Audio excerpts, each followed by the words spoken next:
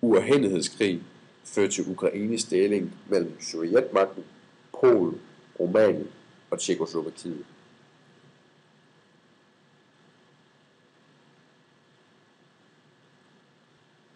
Den anden vinterkampagne endte den ukrainske sovjetkrig. De militære tropper forblev aktive fra 1918 til 1922. Men i 1922 var de sædvanlige tropper mindre. Det tog Sovjetmagten 30 år at få kontrol med hele det resterende Ukraine.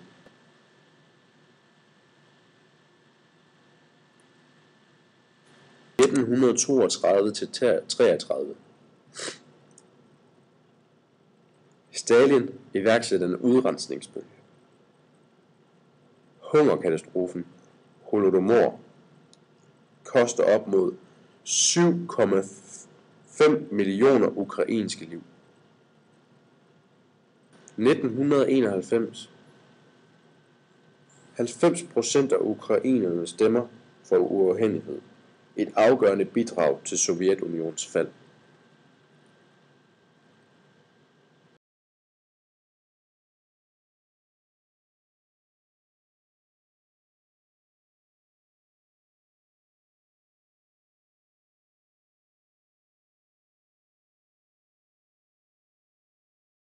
I 1994.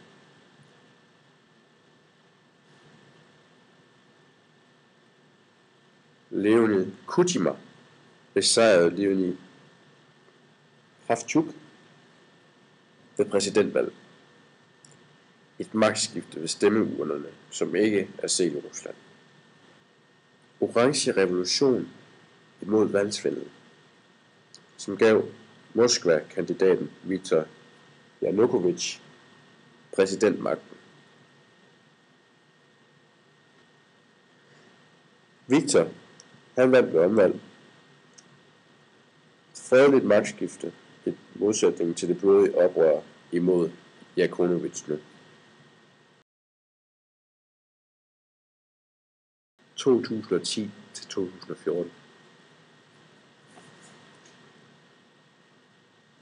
Bitter strid mellem Jasenko og den orange heltinde Julia Tymosjenko skaber desillusioner.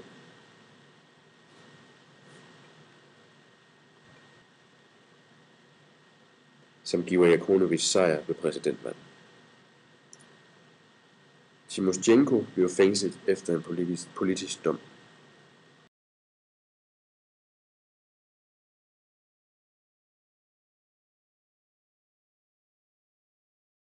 Den 17. december Ruslands præsident Vladimir Putin erklærede, at Moskva vil købe for $15 milliarder ukrainske statsobligationer og sænke gasprisen i Ukraine.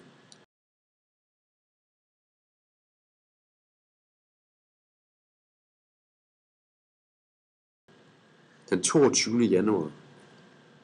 De første dødsofre. Den 16. februar.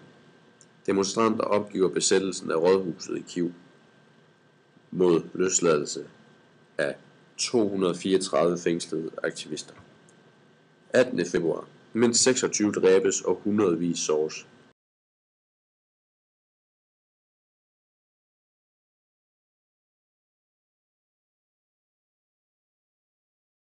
Den 19. februar. Få timer efter våbenhvilen bryder nye voldsomme kampe ud med mindst 77 dræbte.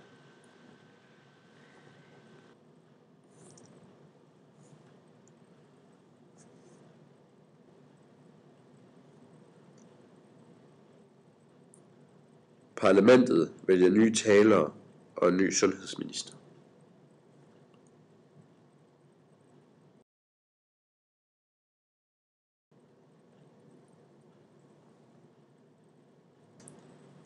Yanukovychs gemmested er nu ukendt efter han flygtede fra Kyiv.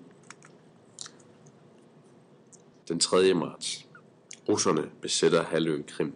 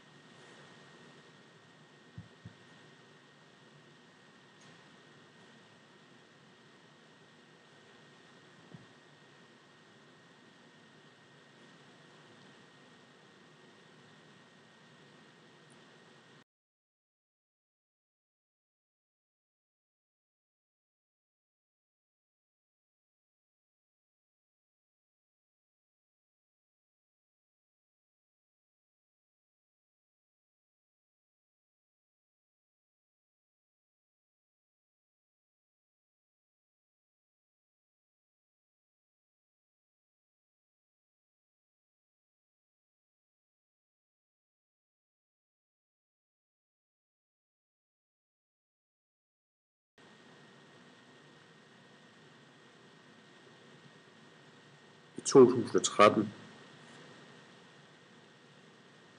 Janukovytj erklærer den 21. november, at han ikke vil underskrive en aftale med EU, men i stedet samarbejde med Rusland, som udløser store demonstrationer den 1. december.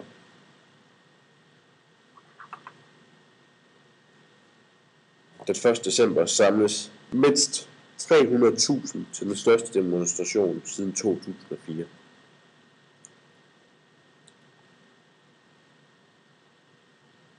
Den 17.